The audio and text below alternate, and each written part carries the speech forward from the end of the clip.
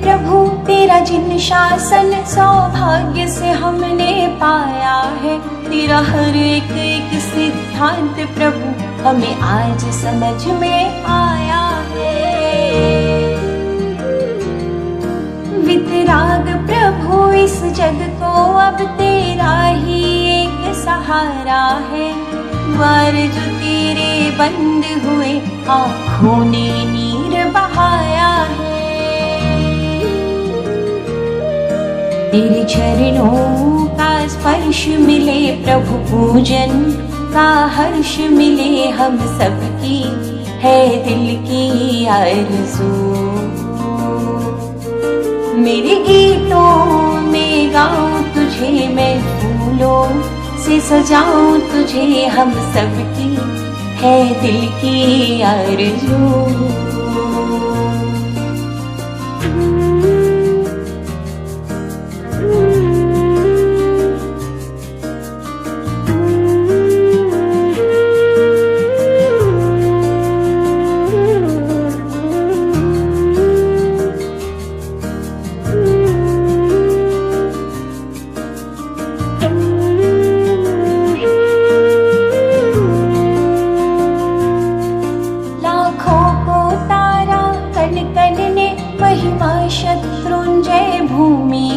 अभिमंत्रित जल से जाग गई थी मूर्छित सेना कृष्ण की।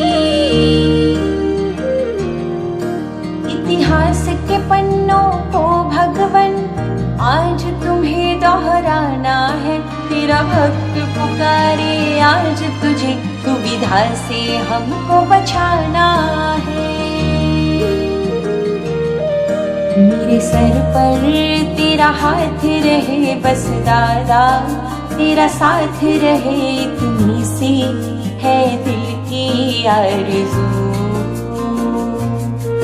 तेरा शासन आबाद रहे जिन शासन, मेरा प्राण बने बस इतनी सी दिल की आरज़ू।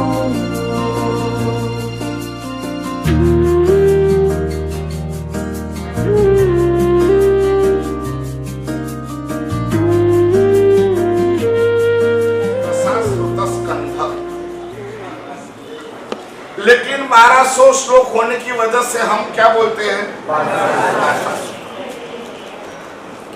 आज अपन धन्य हैं, इसकी योगध्वनि करना ये उसकी साधना है। साल में एक ही बार पढ़ना ये दूसरी आमना है।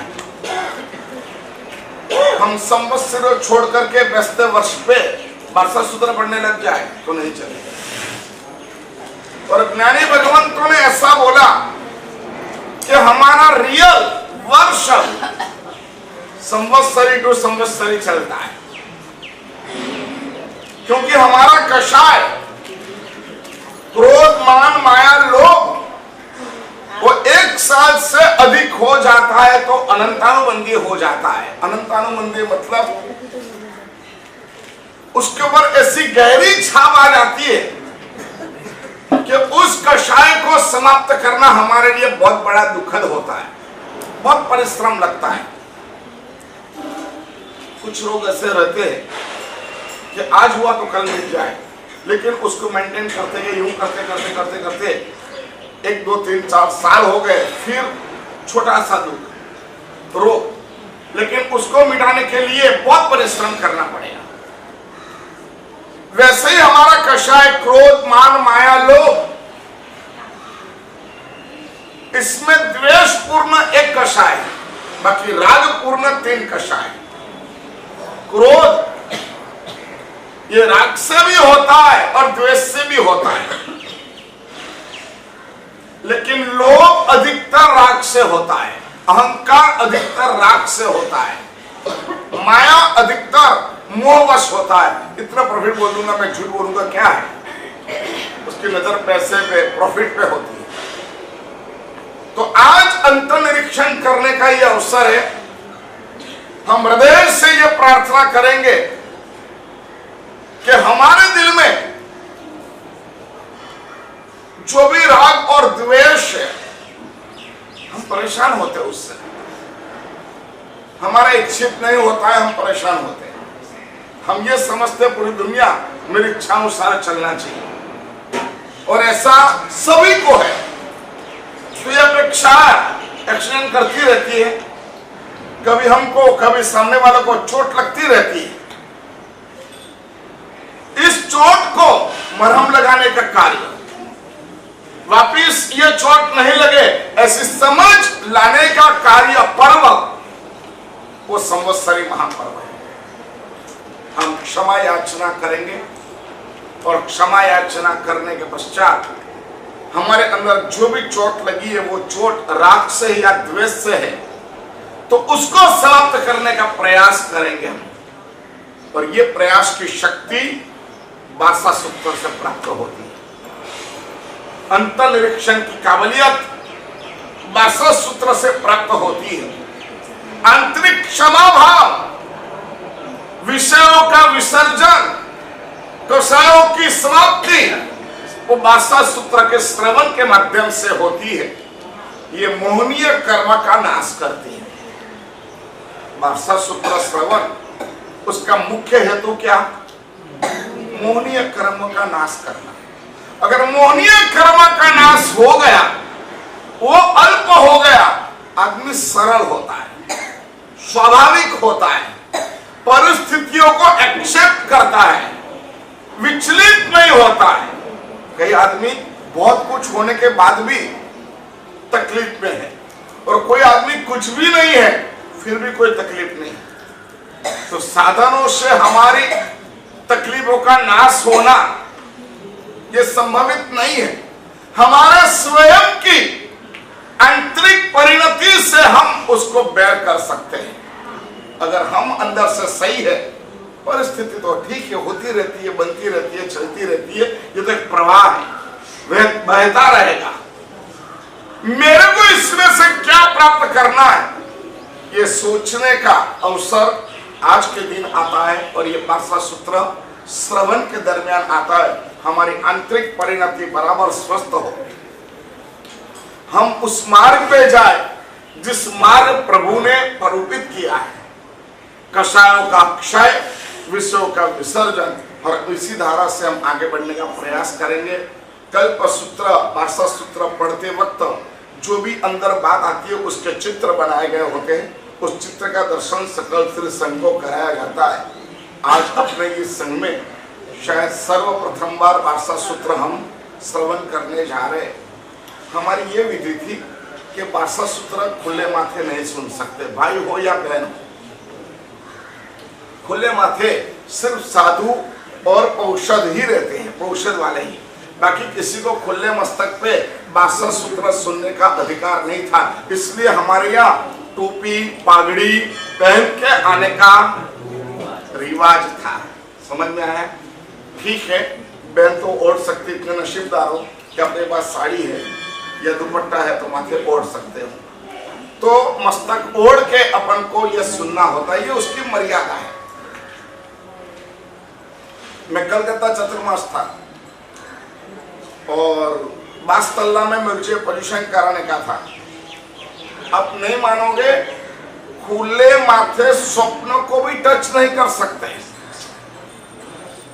खुले माथे एक स्वप्न को भी टच नहीं कर सकते।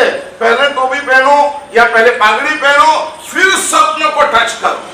खुले माथे कोई भी व्यक्ति वार्षा सूत्र नहीं सुनेगा। और ज्यादा बैठे बैठे वार्षा सूत्र नहीं सुनेगा। आज भी 80 साल 85 साल 90 साल के पुण्यात्मा भी खड़े खड़े वार्षा सूत्र, अलबत् मुझे तो सुना था लेकिन ऐसा प्रैक्टिकल होता है देखा नहीं था। लेकिन वही कलकत्ता बास्तल्ला में मैंने मंगलिक कर दिया, मैंने शुरू कर दिया तो लोग खड़े होने लग गए। तो मैंने कहा क्या करते हो तुम लोग, अभी तो शुरू हुआ है, अभी खड़े हो गए। वो लोग भी घबराए, अब कहना क्या। फिर मुझे बोला कि गुरुदेव एक विनंती, हम लोग खड़े खड़े सुनते हैं। तो मुझे मालूम पड़ी ये सुना था वो यहाँ पे प्रैक्टिकल है। और फिर बहुत विधि से वो खड़े हो गए और पूरा वार्षा सूत्र सुना। अपन आज बहुत विधि पूर्वक सुनेंगे। सबसे पहले चित्र दर्शन के एक बहुत बड़ा लाभ है। जैसे भगवान महावीर का जन्म होगा तो ऐसे व्रत दिखाया जाएगा। आपको इस व्रत का हाथ जोड़ करके दर्शन करना है और अक्षत से बधाना है। हर 100 श्लोक होगा, मैं बोलूंगा 100 श्लोक पे बधाना है। और भगवान महावीर, गौतम स्वामी, उनका चेवन, उनका जन्म ऐसा बोला जाएगा और आपको अक्षत से बधाना, हाथ जोड़ना है और हर 100 श्लोक पे अक्षत से बधाना है। आपके पास अक्षत जरा साइड में कर दीजिए, देंगे, बीच में कहीं बोलना नहीं है, किसी को भी छींक आए ऐसा नहीं करना है। ये हमारी विधि है और ये विधि इसलिए है, साइंटिफिक है, इसका राज है, इसका रीजन है। तो हमको बहुत बड़े भाव से ये पट के दर्शन करवाना है और साथ ही हमको श्रवण करना है। सबसे पहले पट दर्शन का, चित्र दर्शन का आपको आदेश दिया है। महामहिम परमात्मा तीर्थंकर देवादिदेव वैसे श्रवण भगवंत महावीरदेव ने राजगृही नगरी में गुणशील चैत्य नाम के उद्यान में बहुत श्रावक, बहुत श्राविका, बहुत साधु, बहुत साध्वी, बहुत देवतागण उनकी उपस्थिति में उन्होंने जो पजुषणा कल्प कहा वो पूरा पजुषणा कल्प हम प्रत्याख्यान प्रवाद नाम के पूर्व में से उद्धृत करके आज हमें प्राप्त हुआ है दशाश्वता स्कंद के रूप में और उसका आज साध्यंत हम पाठ करेंगे। बड़े भाव और उल्लास के साथ आपको इसमें जुड़ना है। हर 100 श्लोक पे आपको अक्षर से बधाना है। यहाँ एक एक पंक्ति पे, एक एक श्लोक पे चांदी के सिक्के गिनी चढ़ा रहे हैं और हम अक्षत मोती से इसको बताते हुए आगे बढ़ेंगे। चलो अब बिल्कुल आवाज नहीं, कौन है मोबाइल?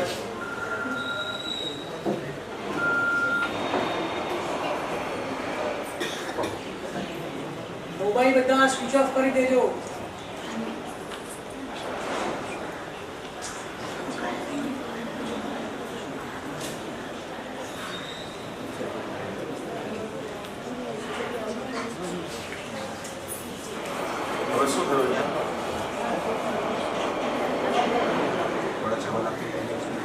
पांच मिनट के लिए हम हमारी अवस्था का अनुचिंतन कर लेते हैं। हमारी अवस्था मतलब हमारी वर्तमान परिस्थिति, और वो भी परिस्थिति बाहर की नहीं, हमारे भीतर की। आज संवत्सरी का महान पर्व का दिन है। श्रवण भगवंत महावीर देव ने ऐसा बताया कि ये 8 दिन में और ये संवत्सरी के रोज अब कुछ भी धर्म आराधना करते हैं, मतलब विभाव का त्याग करके स्वभाव की ओर जाते हैं, उसका बहुत बड़ा मूल्य है। लाख गुना अनंत गुना लाभ प्राप्त होता है और इसीलिए किसी भी धर्म में नहीं है ऐसा पर्व हमारे यहाँ है, क्षमापना का पर्व। सभी धर्म व्यक्ति विशेष से जुड़े हैं। वैदिक परंपरा हो, मुस्लिम परंपरा हो, ईसाई परंपरा हो, पारसी परंपरा हो, त्योहार और उत्सव का दिन किसी भी व्यक्ति से जुड़ा हुआ है। जब आज के दिन न किसी भगवान का च्यवन कल्याणक, न जन्म कल्याणक, न दीक्षा कल्याणक, न केवल्याण कल्याणक, न निर्वाण कल्याणक, किसी भी भगवान से जुड़ा आज का पर्व नहीं है। आज का पर्व हमारे स्वयं के आत्म गुण से जुड़ा हुआ है। क्षमा वो बाहर से नहीं आती है, क्षमा खुद के अंतर में से प्रकट होती है। हमने क्षमापना का भी बहुत स्थूल अर्थ कर दिया। जिससे झगड़ा हुआ उससे क्षमा करना, ये सामान्य अर्थ करते हैं, लेकिन हम अधिकतर क्षमापना किसको करते हैं? जिससे बोलते हैं, चालते हैं, जिससे प्रेम करते हैं, जिससे संबंध रखते हैं, उससे हम क्षमापना करते हैं।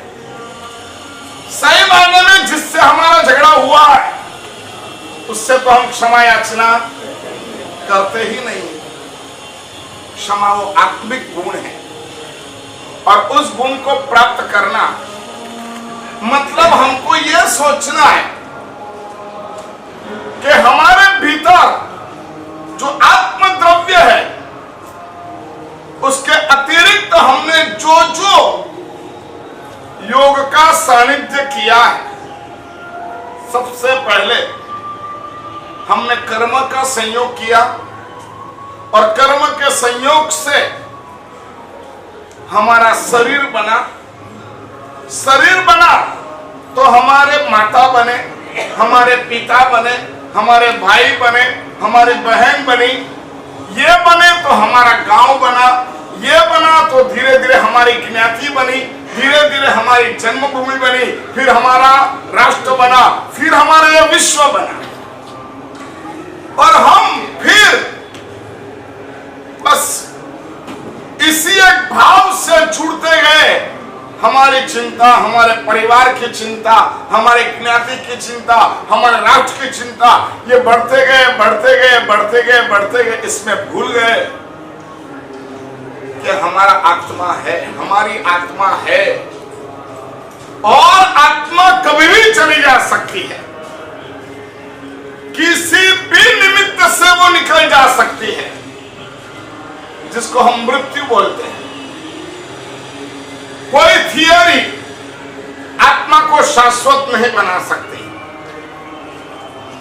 एक ही थियरी है, अगर आप सिद्ध हो गए, मतलब कर्म से मुक्त हो गए, तो आप सिद्ध हो गए, और सिद्ध हो गए तो आपकी आत्मा की शाश्वत स्थिति में स्थिर हो गई।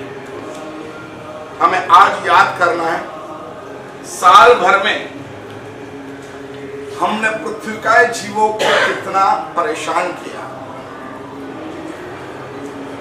जरा स्वस्थ बैठ करके अंतर्निरीक्षण करें, हमने पृथ्वी का के जीवों को कितना दहन किया। पृथ्वी का में क्या आता है? रास्ता, धूल, यहां बैठे एक बाबा छोड़ा आया और धूल उड़ के आई, वो भी सचित जैविक होती है, हो सकती है। कच्चा नमक वो पृथ्वी का है, सोना, चांदी, हीरा, माणिक, मोती, सीमेंट, कंक्रीट, रेती, ये सब क्या है? पृथ्वी है। हमने साल भर में इसका यूज किया, या फिर हमारा मकान बनाया, किस जगह से पर्वत खोदा, उसका पूरा मटेरियल हमने चूरा कर दिया, उसमें से हमने पत्थर बनाए, रेती बनाई, सीमेंट बनाया, और हमारा घर बनाया।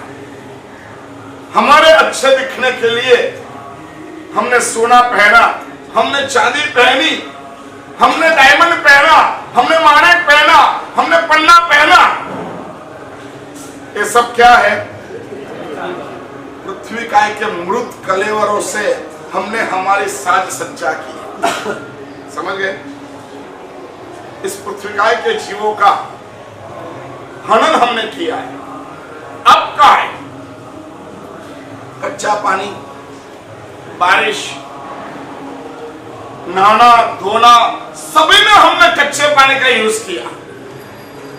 देव का अग्नि, रसोई पकाते, फ्रिज, एसी, मोबाइल, लैपटॉप, इन सभी में अब काय जीवो, देव काय जीवो की विराधना, वायु काय जीवो की विराधना, वनस्पति काय जीवो की विराधना, देन्द्रिय, तेन्द्रिय, चौरेन्द्रिय, इन जीवों की विराधना। देखो एक बात कहता हूं मैं, धर्म को है ने मानव को समझना धर्म, मानव सेवा, वो प्रभु सेवा बहुत स्थूल दृष्टि है। जो मानव नहीं उसको क्या करेंगे?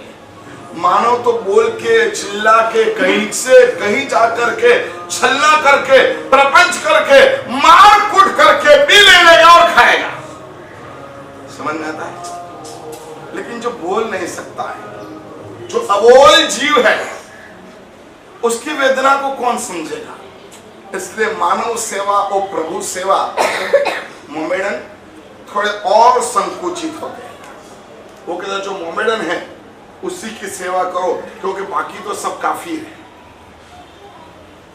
इसलिए उसको तो मारना ही चाहिए, उसको तो लूटना चाहिए। वो यह समझते हैं। क्रिश्चियन लोग थोड़े से और ब्रॉड हो गए। वो ये कह रहे कि मानव सेवा, भेद मत रखो, लेकिन फिर भी मानव है तो सेवा करो। लेकिन भेद उन्होंने सबसे ज्यादा किया है। सफेद चमड़ी और बुरी चमड़ी का भेद किसने किया है? ईसाइयों ने किया है।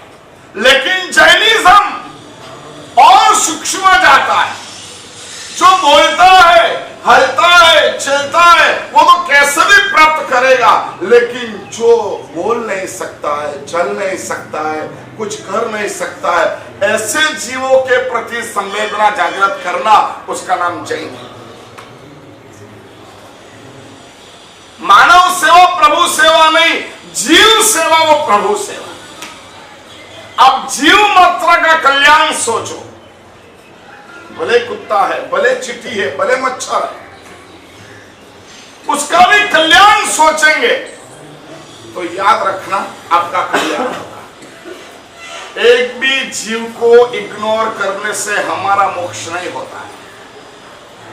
तो सभी जीवों के प्रति हमारी क्षमा याचना होना चाहिए। साल भर में पृथ्वी का है, अब का है, देव का है, वायु का है, वनस्पति का है, इंद्रिय, बेंद्रिय, तेंद्रिय, चौरेंद्रिय और फिर पंचेंद्रिय जीवों के साथ मेरा जो भी व्यवहार हुआ है, उस व्यवहार में मेरे द्वारा उसके मन में कुछ भी नहीं हो, लेकिन फिर भी मेरे मन में राग हो, फिर भी मेरे मन में द्वेष हो, फिर भी मेरे मन में उसके प्रति किसी भी प्रकार की दुर्भावना हो या उपेक्षा।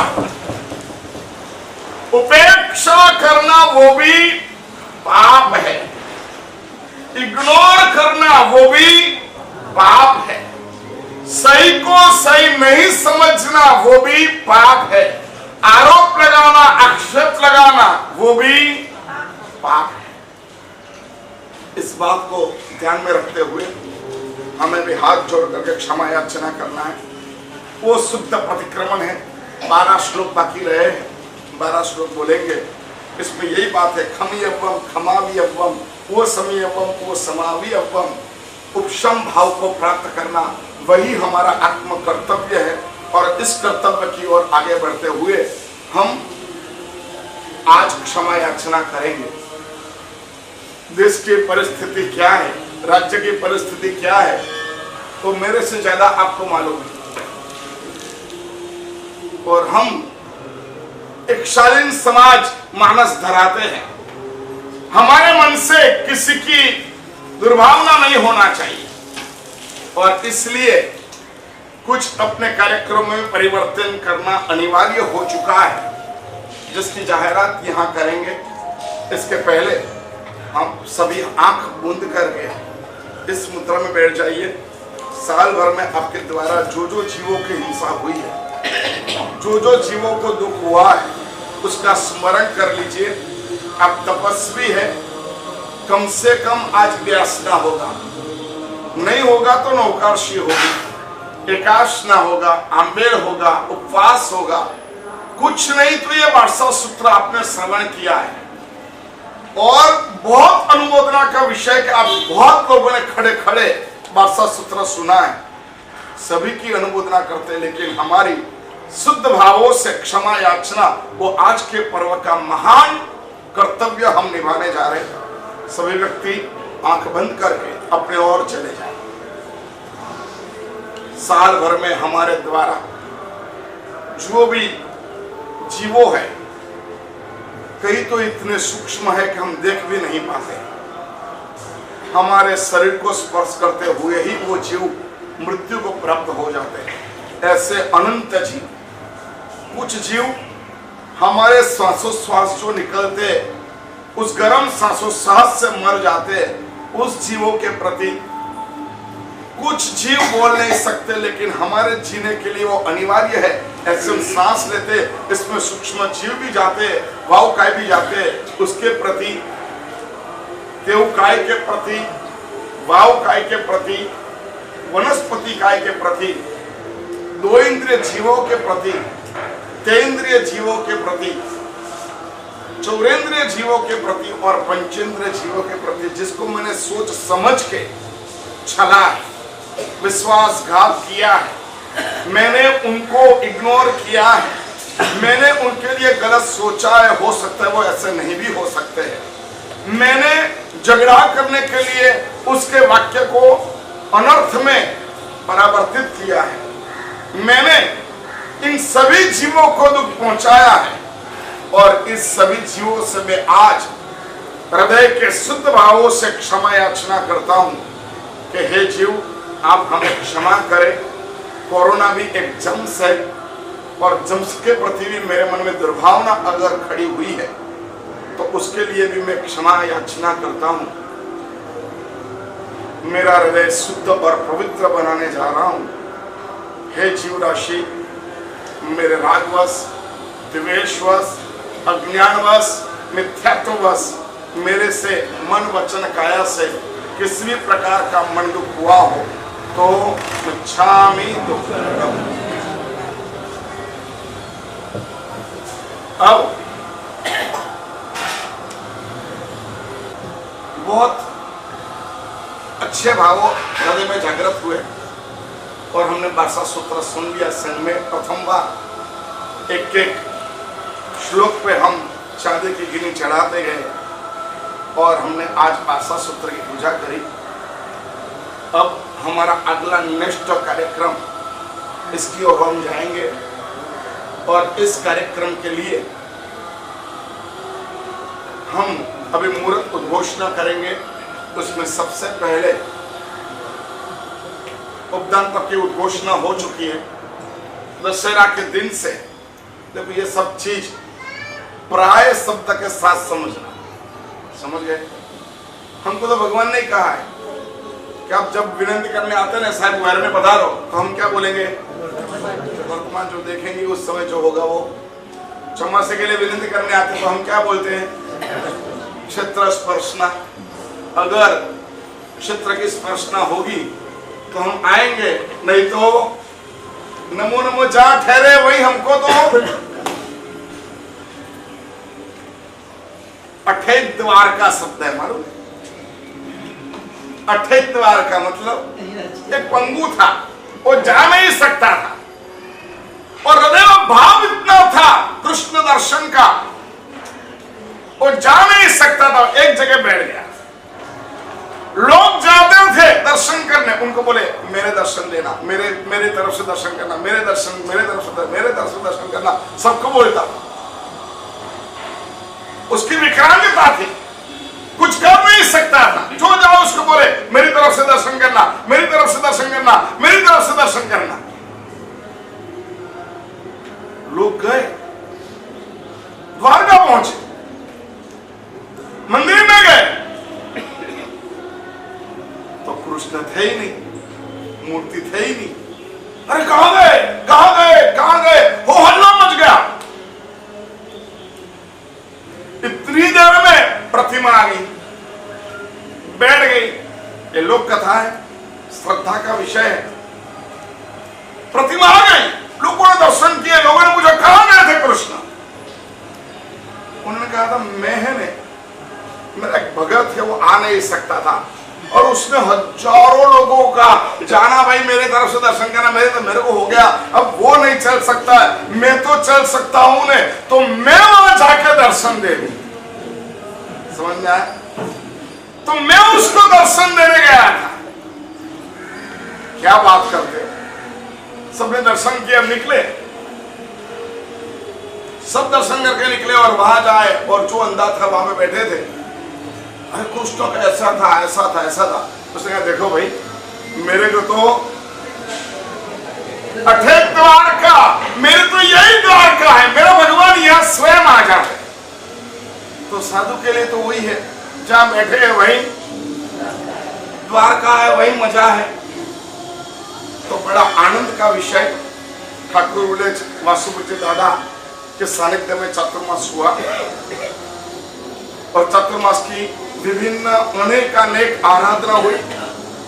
और इस आराधना के अवसर से हमने ऐसा सोचा, आपको सही मायने में नौकर मिलना चाहिए, आपको सही अर्थ में श्रावकत्व प्राप्त होना चाहिए। और इसके लिए एक उपधान, वो जीवन परिवर्तन का एक बहुत बड़ा मिशन है। जो काम मांस खमन से नहीं होता है, जो काम अक्षय उपवास से नहीं होता है, 108 उपवास से नहीं होता है, वो काम सिर्फ उपदान से हो जाता है। तो दशहरा के दिन से उपदान तक की आराधना प्रारंभ होगी। अपने स्त्री संघ के उपक्रम में आत्मोद्धारक उपदान तप समिति के माध्यम से ये उपदान तक की आराधना, हम सब ये प्रार्थना करें कि हम सब लोग, देखो जीना तो है यार, धंधा तो करना ही है, बहुत कर लिया, गवर्नमेंट घर में बिठा देंगे तो क्या करेंगे, इसके बजाय हम कर ही लेते हैं। 18 दिन का उपदान में नौकार मिलता है, 47 दिन की आराधना होती है, 35 की आराधना होती है, 28 की आराधना होती है, और हम हमारे जीवन को पावन और पवित्र बना सकते हैं। दशहरा से प्रारंभ हो जाएगा, 47 दिन का ये अनुष्ठान होगा। और यही अनुष्ठान में एक भव्य दिन, जिस दिन में हम 18 परमात्मा की अंजन शलाका करेंगे, 1 2 नहीं, कितने 18 भगवान की अंजन शलाका करेंगे। और इसके बाद में इस भगवान की प्रतिष्ठा करेंगे। तो अंजन शलाका और प्रतिष्ठा, ये दोनों अजीबोगरीब प्रसंग है, जिसमें हम परमात्मा के पंच कल्याण की उजवनी करेंगे और जिसमें परमात्मा को हम कायम स्वरूप में प्रतिष्ठित करेंगे। और ऐसे मूल्यवान मुहूर्त की उद्घोषणा अभी करना है। और सिद्धि तप 28 से ऊपर जो तप हुए हैं, उनके लिए पारना की क्या व्यवस्था, किस तरीके से इस अवसर को मनाना, इसका भी एक बहुत ही जवाबदारी पूर्ण और समझने योग्य कुछ सूचना है, उसको हमको श्रवण करना है। और इसके माध्यम से हमारे आने वाले दिन को पवित्र बनाना है। सबसे पहले मैं ये चाहता हूं कि ये उद्घोषणा कोई ऐसा पुण्यवान करे कि जिस पुण्यवान के मुंह से निकला हुआ ये मुहूर्त, गुरुदेव प्रदत्त मुहूर्त, श्री संघ में इस तरीके से ये घोषणा करे कि ये मुहूर्त में होने वाला कार्य सकल हितकारक हो, जगत हितकारक हो, सभी जीव को सुख देने वाला हो। ऐसा ये मुहूर्त ऐसे पुण्यात्माओं के मुख से बहुत हृदय के उल्लास से, क्योंकि एक भगवान के अंदर सलाह करना होती है ना, तो भी आकाश से हमको स्वस्थ रखते हुए मंत्रों की अन्याय से, विधि से ऊर्जा शक्ति लाना पड़ती है और वो अणुपरमाणु परमात्मा में स्थापित करना होती है। एक बार अंजन शलाका होती है, वो जिंदगी तक चलती है। हमारी जिंदगी नहीं, किसकी जिंदगी, किसकी जिंदगी, इस प्रतिमा की जिंदगी जहां तक है वहां तक वो अंजन शलाका चलती है। तो इसका मुहूर्त उद्घोषित करने का एक महान लाभ, मैं तो कह रहा हूं प्रियवद दासी का जो लाभ है, ऐसा ये लाभ है, क्योंकि ये मुहूर्त में घर घर तैयारी होगी। ये मुहूर्त में विधिकारक, संगीतकार, संघ, जिन जिन पुण्यात्माओं ने ये भगवान बढ़ाने का लाभ लिया, प्रतिष्ठा का लाभ लिया, वो सभी पुण्यवानों के घर तैयारी चालू हो जाएगी। तो ये मुहूर्त को घोषित करने का एक महान लाभ हम प्राप्त कर लेते हैं। थाली आगे काम कर लो भाई, इधर हाथ करनी, तेरे तो ऊपर एक है ना,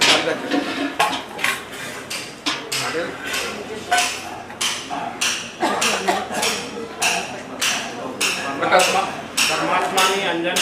प्रतिष्ठा प्रसंग मंगल उद्घोषणा मुंबई महानगरे 18 परमात्मा ने अंजन शलाका कार्तिक वर्ष 20 रविवार 22 नवंबर 2021 मध्य रात्रि से अंजन शलाका मध्य रात्रि से अंजन शलाका प्रारंभ होगी।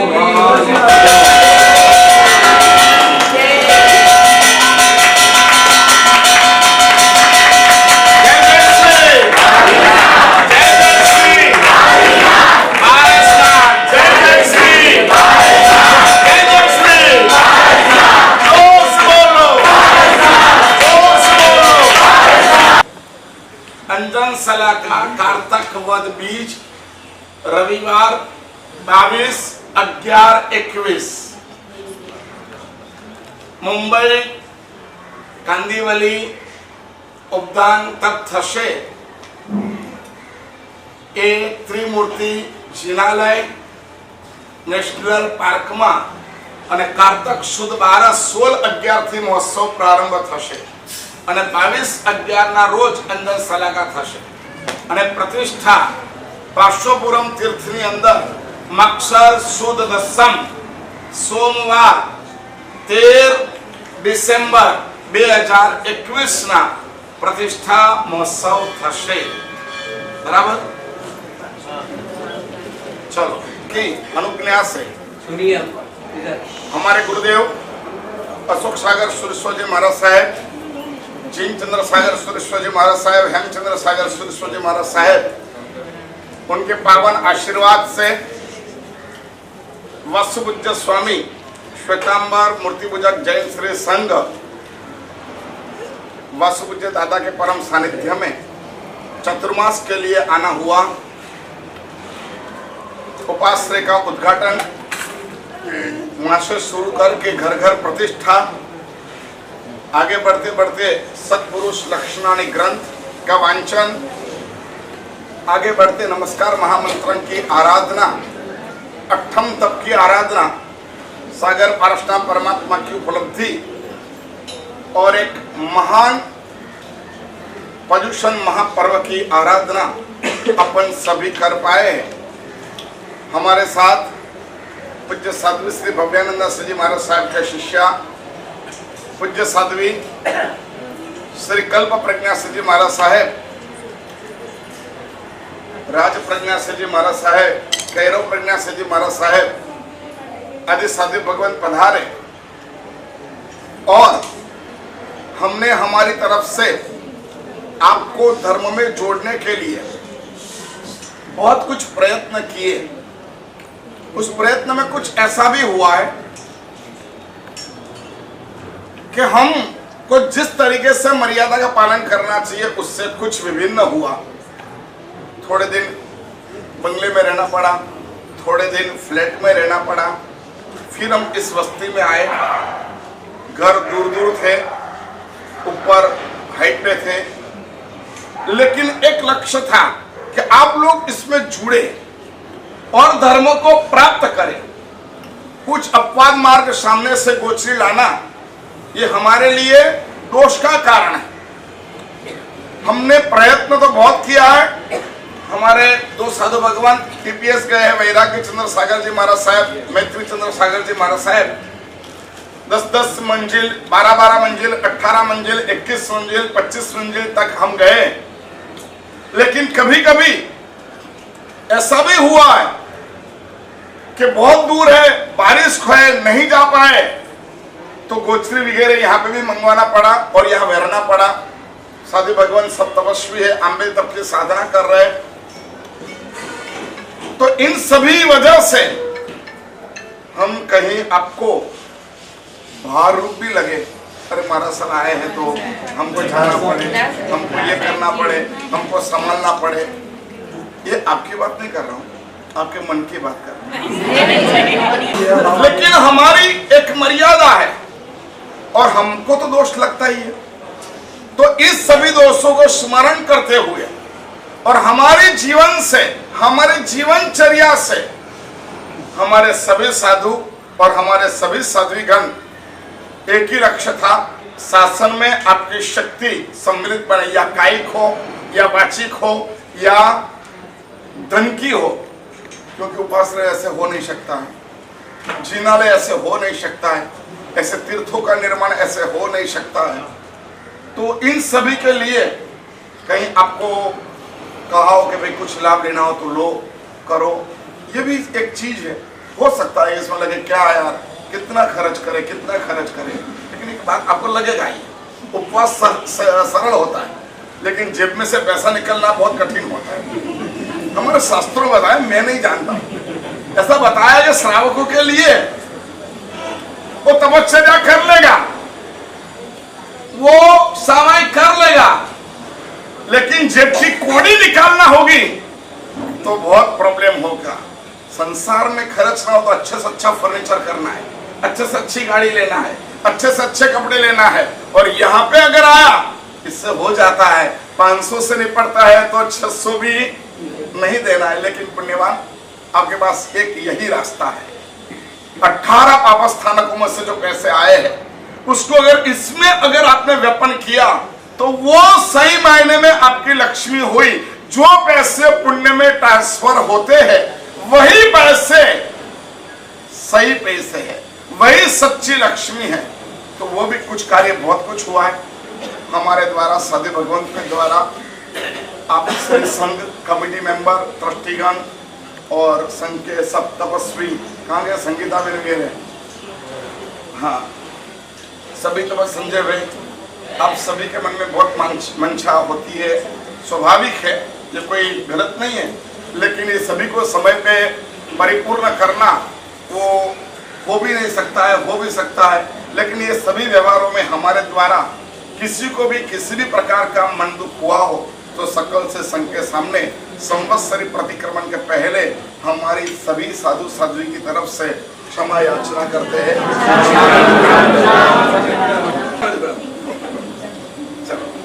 परम पूज्य आचार्य भगवान, समन भगवंतो, समनी भगवंतो, खूब खूब प्रणाम। आचार्य भगवंते जे बात करी અમે અહીંયા આવ્યા ને તમને બહુ તકલીફ આપી, ખરેખર આપણા સંઘે એમને તકલીફ આપી છે, સમની ભગવંતોને તકલીફ આપી છે। 2 મહિના સુધી આપણે ત્યાં બોલાવીને ભાઈ આમાં તો ઠેક બહાર વર્ગા રાખ્યા છે।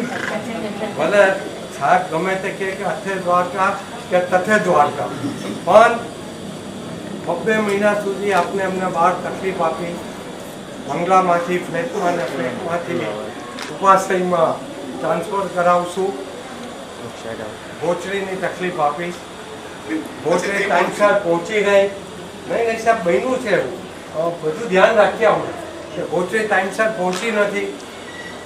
અને આપણા સંઘને જાગૃત કરવા માટે આચાર્ય ભગવાન અને સાધ્વી ભગવાન અહીંયા પધાર્યા। આપનો સંઘ એમનો ઉપકાર કદાપી ભૂલશે નહીં। એક વાત, બીજી વાત કે ભલે સાહેબે જેબ ખાલી કરાવ્યું કે જેબ વધાવ્યું, પણ એટલું સમજી લેજો કે સંઘને જાગૃત કરી દીધો। જૈન ઇતિહાસની અંદર ઠાકુર વિલેજ જૈન સંઘનું સાહેબે નામ કરાવી દીધું અને આરાધનામાં એટલા બધા જાગૃત કરાવી દીધા કે હવે જ્યારે બીજું ચોમાસું થશે ને, સાહેબ કરશે કે બીજા આચાર્ય ભગવાન કરશે, પણ તે વખતે એટલા બધા આ સંઘના મેમ્બરો જાગૃત હશે ને કે વાત નહીં પૂછવી। અને એની પાછળ ઉપકાર તો ફક્ત આચાર્ય ભગવંતોનો અને સમની ભગવંતનો જ આવશે। માટે એક વાત ચોક્કસ છે કે આ ચોમાસું જે આપણું થયું છે એ ઐતિહાસિક ચોમાસું થયું છે, અને સાહેબ સંઘ વતી, અમારા ટ્રસ્ટી વતી કંઈ પણ જાતનું અનફળ થયું હોય બોલવામાં સાથે તપસ્વીઓ, સિદ્ધચક્ર સિદ્ધિ તપના તપસ્વીઓ, આપ શાખામાં હશો, તમારી ઈચ્છા પૂરી કરવામાં અમારો પૂરો સહયોગ હતો। અમે બહુ કોશિશ કરી, આજે સવાર સુધી અમે કોશિશ કરી છે, પરંતુ સમય અને પ્રશાસનના નિયમોને અનુસાર અમે કંઈ નથી કરી શક્યા। અમે એનો બી અમને કેટ છે, અને જે લિંક ઉપર અમે કામ કરી રહ્યા હતા આજે એ કમિશનરે બી જ્યારે હાથ ઊંચા કરી દીધા કે બકુલભાઈ આમાં અમે કંઈ કરી શકીએ નથી. ત્યારે અમે બધા ટ્રસ્ટીગણના કમિટી મેમ્બરો શાંત થઈ ગયા કે હવે આપણી પાસે કોઈ બીજો રસ્તો નથી અને આપણે કંઈ આમાં કરી શકાય એવું છે નહીં. માટે તમે બધા માફ કરજો. અમારા મનમાં એવું કંઈ હતું નહીં. આપણે સારામાં સારું જ અને સાહેબે એક વાક્ય બહુ સરસ કહ્યું હતું કે ભાઈ મેં આ સુધર્મ પાઠથી સિદ્ધિ તપની જાહેરાત કરી છે અને તપ કરાયું છે. આપણે સારામાં સારા પાલના બી કરશું. પણ હવે જે સમય અને જે સંજોગ હોય એને અનુસરીને આપણે કરવું પડે. સર્વને સંગવતી બી અમે ટ્રસ્ટી મંડળ વતી હું સર્વને મિચ્છામી કહું છું. એવી રીતે જે સંઘ ચલાવે ને એ સંઘનો વેરી બને. એટલે કોઈક વાર કોઈને ઊંચા બને હા એ મોહ બને અને મોહને ખીલા વાગે. મોપ તો બનવું નથી. બિચારા મોદીને બી મોપ નથી બનતું. કેટલા એને ખાવા પડે. એમ જે અમે કંઈ બી અમારાથી કોઈ ભૂલચૂક થયો તો માફ કરજો. અમારા મનમાં કોઈ દુઃખ નથી. તમે ફોન ટેપ કરો તો બી અમે દુઃખી નથી.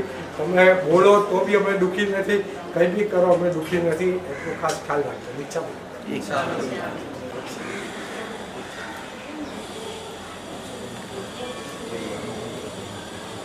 ગુરુ આચાર્ય ભગવંત આપણા સાનિધ્યમાં આવ્યા.